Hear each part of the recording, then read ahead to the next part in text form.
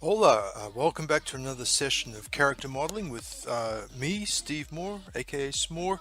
Yeah, it's been a while since my last video, I know, but I think I have made some progress in the interim. As you can see here, I've added a jacket and upgraded the skirt, new belt, and the legs are pretty far along. Yeah, still a long ways to go. I'd say, what I'm trying to do here is to float my boat, as a teacher once said to me. You want to keep kind of the whole thing going, get the whole picture, and then come back and kind of work on stuff, and trying to keep everything at an even level. So no one part's finished yet, but we're getting there, I promise. Anywho, this week, so we're going to kind of go back in time. I'm going to go jump in my time machine and go back to when I was working on this belt, and we're getting into some hard surface modeling now. Right, before we get into the belt, I do want to go over the basics of what we'll call box modeling. So the idea here in Maya or maybe Max is that you start with a simple primitive such as a cube. Hence, probably hence the term box modeling, but it doesn't have to be a cube, but a cube's a great place to start. It's very flexible, simple shape, and just throw on a shader so it's a little easier to see on a phone. Cool. So now we have our cube, and if we hit the 3 key in Maya, you see once it's smooth, you've got a very spherical shape, nice sphere. So that's what we're going to do. We're going to make a primitive shape, and we're going to throw a smooth modifier on it to get a nice organic result. And the trick to this approach is that you want to be able to control your edges. Sometimes you don't want smooth surfaces, sometimes you want sharp edges, and that's where bevels and edge loops come in. So as an example, here's our cube, and we'll grab some edge loops. And the first thing you could do immediately is just to bevel it. And if we drop that fraction down to, I don't know, 2 like that, got a really nice sharp bevel there. Now the result of smoothing that is more of a bullet shape, right? So you can see how we can control our edges by subdividing them, so that instead of interpolating between these 2 points here, it's now just this tiny little fraction here, and the end result is a sharper edge. And we can make it sharper still. There's a couple of ways we could do that, right? So go to that bevel again, perhaps turn up the number of segments, and then you would get a much sharper edge. So that's all good, but sometimes it's when you start making more complex shapes, sometimes it's hard to put a bevel in. In that situation, you may often find a series of loops, such as you might find an opening like here where you've got a bunch of loops in a row, and in that situation you could just drop in an edge loop like this. Oopsie, too many. Okay, and you get the same result. And so this is useful because, as I said, as you're modeling complex shapes, sometimes it's difficult to find an opening for a nice clean bevel like this, but you might be able to with a little modification, or you might just get lucky and find a series of edges like that where you can drop in a loop and get the same results. And similarly, you could add an extra loop on the other side to get that sharper crease. So there's 2 ways to skin this cat. Here we have a regular bevel, and here we've just dropped in edge loops. And you can see that the result's pretty much the same. cool. Right, so to start a belt, probably want a cylinder. Scale this sucker up. So not always a belt, not always a box. Yeah, so it's close to the size of the hips.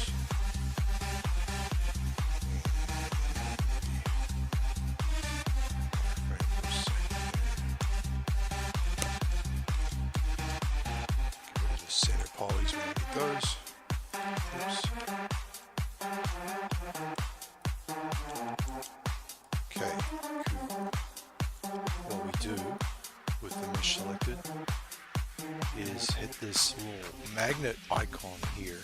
This magical button here will make her mesh live, meaning that we can now project onto her body the belt. Right? Selecting the vertices with Sheen's body here as our projection mesh, and perhaps just scaling them uniformly, we can basically force it to shrink around that cylinder onto her torso and drag it around a bit like that.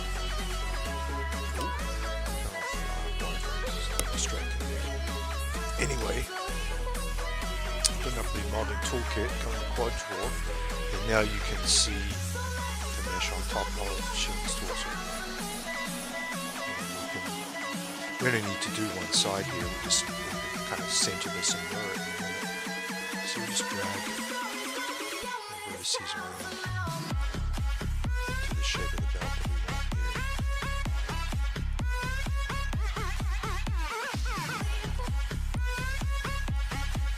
And I believe we can even just hide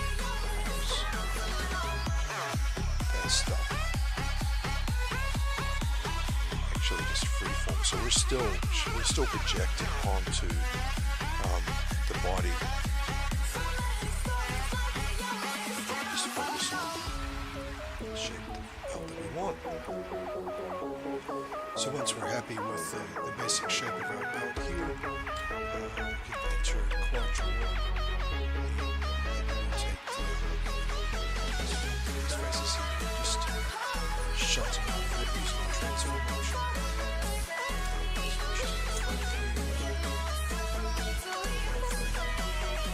Just grab these same ones here and snap them to 0.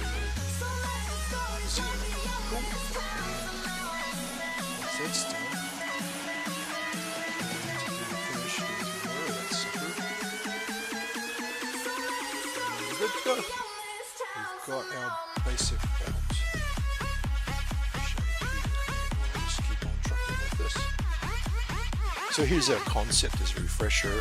We're focusing in on the belt today, and I'm going to start with this, inverted triangle here, which basically kind of emulates the shape of the pelvis.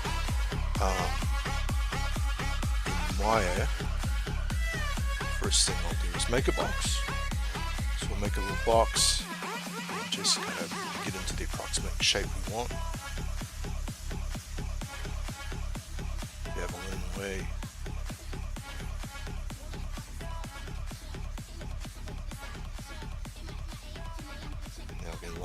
Lining up with the pelvis, obviously.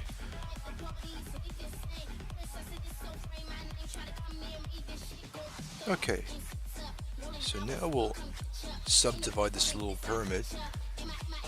I'm doing that, I'm going to add some spans down the length of it. And I'm doing this so that I can add a bend modifier.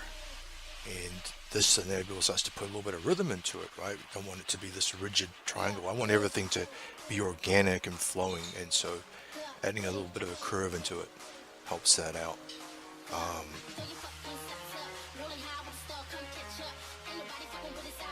Just continue to bevel away, subdividing the shape, making it symmetrical so we can mirror it. I was screwing around with here a little bit. Full disclosure, I think I'm doing this on a Saturday afternoon, and I probably had a couple of glasses of wine on, so I'm mucking around a bit more than usual.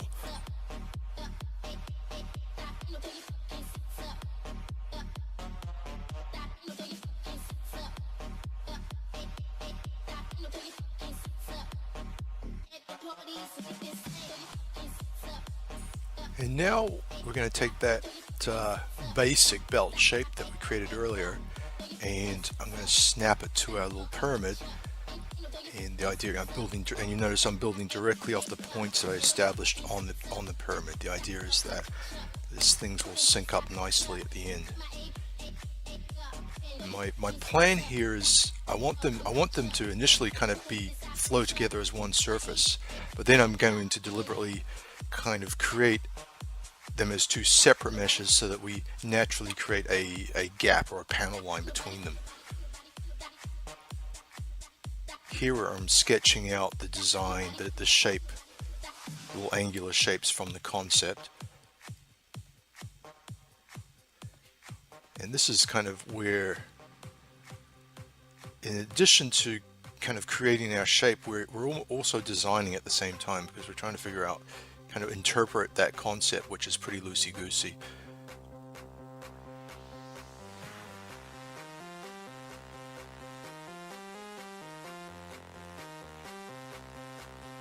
Extruding that shape in, so it's starting to take form here, starting to look more like the concept.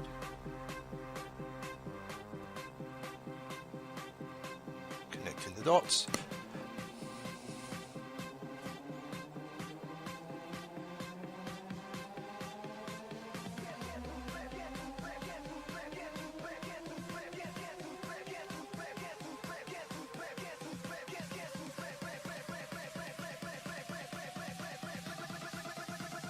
And there you might notice I just grabbed an edge loop and extruded a little further, so we're building off, we're establishing our kind of template and building off of that.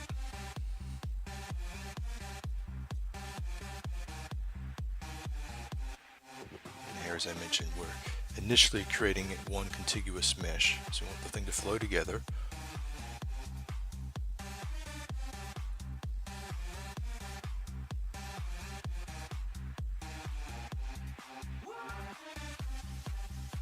You might notice I'm relying heavily on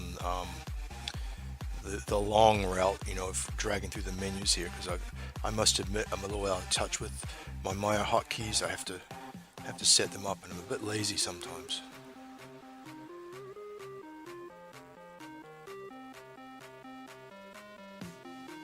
So here's when we're going to start using employing the tricks I showed you at the beginning of this, where we're looking for opportunities to add bevels, and we'll probably end up just dropping a loop in here and there.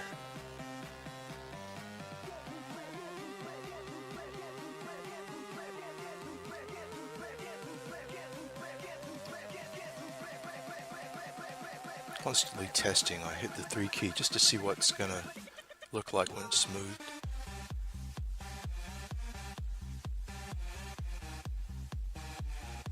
Now we're sketching out that wing. I'm imagining, I want it to kind of a 50s look, you know, so this wasn't really indicated in the concept, but as I'm looking at the shape, I'm thinking, you know, what would make this a little better is a bit of a wing on her hips. So I'm trying that out.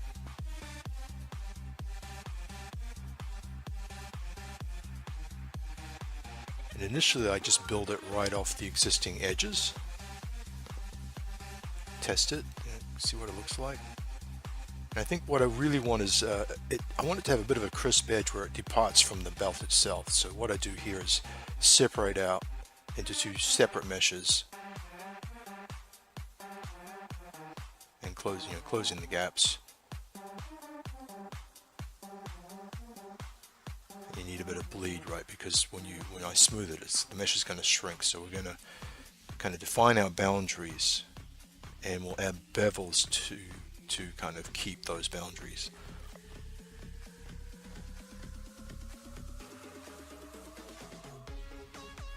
The number of spans along the length of the shape I've kept very low, as you notice, and that will give us that nice curve we're looking for.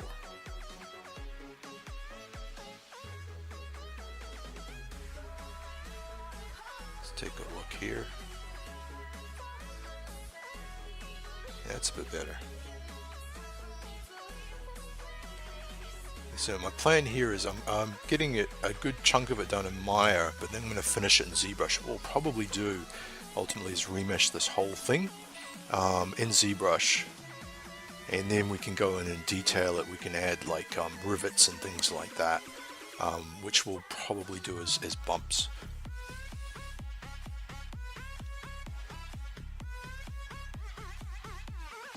It'll be actual geo because what we'll be doing is subdividing the mesh to the point that we can use a height map to extrude those rivets and little details we want to create.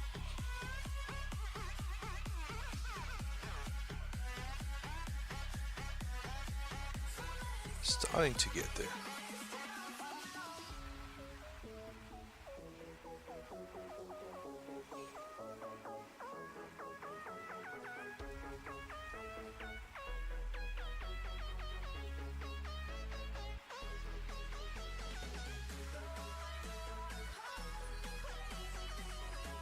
So I'm cheating here. I'm hiding, I'm extruding those wings out to the point where the the weirdness, the creases are hidden inside the belt, and then we remesh it, and Bob's your uncle. It'll all look nice and smooth.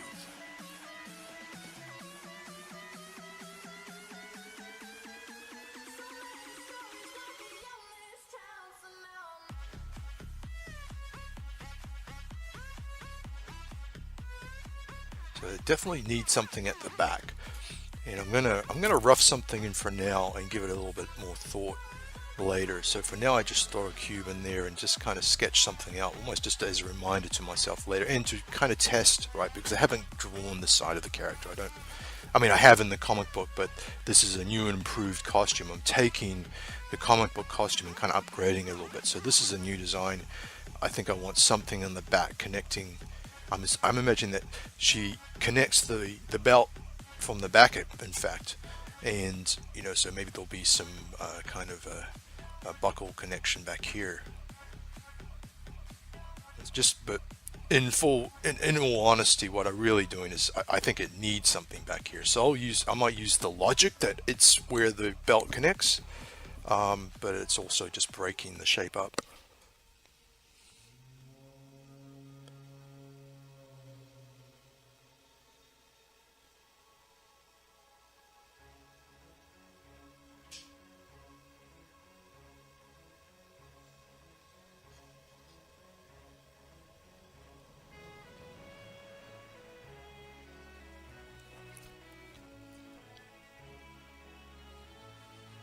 Now this centerpiece of the buckle, what I ultimately want to do is, and this is in her original design, is she has her name in Hangul kind of written down the buckle. So we're going to extract this piece later, put some UVs on it, and that will let us extrude, a nice bit of lettering there. A nice bit of, should make the buckle look more interesting.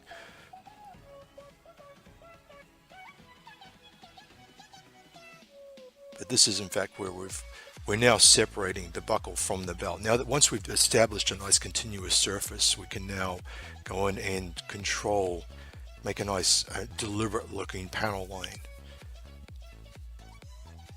So often, I mean, honestly, I find that the solution to a lot of problems are, to basically build the thing the way it is built in reality. I feel like in CG, right, we're constantly kind of trying to emulate reality, and usually the solution is something that's close to how it really is.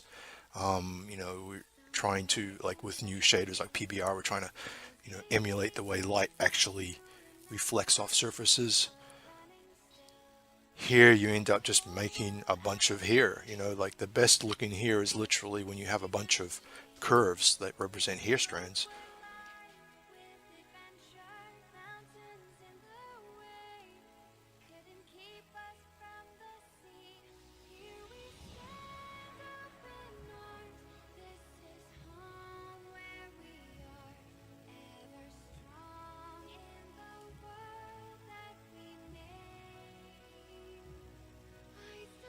So almost, this is probably good enough for now. So what we're doing is we're getting it like 75% along of the way towards final. We take this into ZBrush. Well, first we'll pose it. We'll put the model on the skeleton and pose it, and we'll bring it into ZBrush, and then from there we can add details.